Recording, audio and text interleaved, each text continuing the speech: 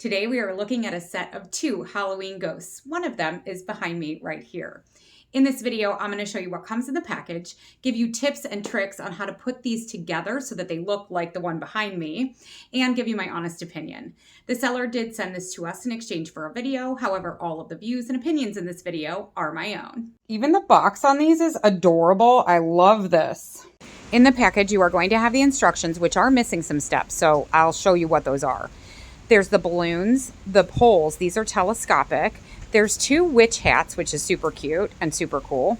You can put them on the ghosts or use them for yourself. You're going to have the base as well as a weight that you fill with water and put on the base. Then you're going to have the sheets for the ghost and the holders for the ghost's head. There's also 2 sets of battery-powered lights that go underneath the sheets. You're going to insert the telescopic wand into the base, and then we are going to put water in these bags to weigh it down. When this is full, it weighs about 3 pounds, 3.5 pounds, depending on how much water you can get in there without spilling it out. So between 3 and 3.5 pounds. You're going to blow up the balloon and then put the end, put that tied end through that little hole here and then slide it up so that it locks into place. And then you can put this on the top of the telescopic end. Just like so, until it like slides into place. You are going to need 6 AA batteries, 3 for each ghost that are not included. When the telescopic pole is fully extended, it almost reaches our ceiling, which I think is like 8 feet. So it is very, very tall when fully extended, but you can adjust this so that it's, you know, a little bit lower, more like person height. On this little light pack, there is an on-off switch as well as a timer.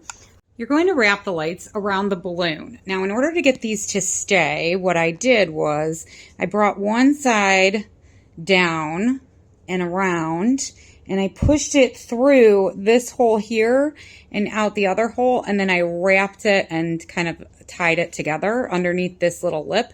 That way it stays into place and it doesn't budge. Now, this is as high as it can go without having the battery pack actually be dangling and putting excess pressure on the balloon. When I originally put the sheet on, it did not sit right. So I added 2 extra balloons. It doesn't say to do that on the instructions, but there were 2 extra balloon holes. So I figured that that was, you know. When fully assembled to cover the base, it's only about 4 feet tall. And then you can add the hat for extra height. You can also tuck it behind something if you wanted it to stand taller but not see the base or the pole.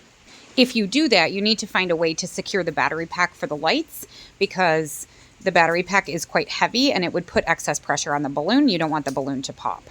The 2 extra balloons on the sides I think are absolutely necessary to give it some additional dimension. The weight of the water base is not enough, in my opinion, to keep it stable outside if it's going to be windy. So this would be a good decoration for an area that doesn't have high traffic, where it's not going to get knocked over, and for an area that doesn't have any wind. When you pick this up, pick it up from the base, not from the pole, because the pole will come out of the base if you pick it up that way. Overall, these are very, very cute Halloween decorations. My son actually wants to put it in his room already, and it's only August. But just know that there is some assembly required and some finesse to get it to look like this.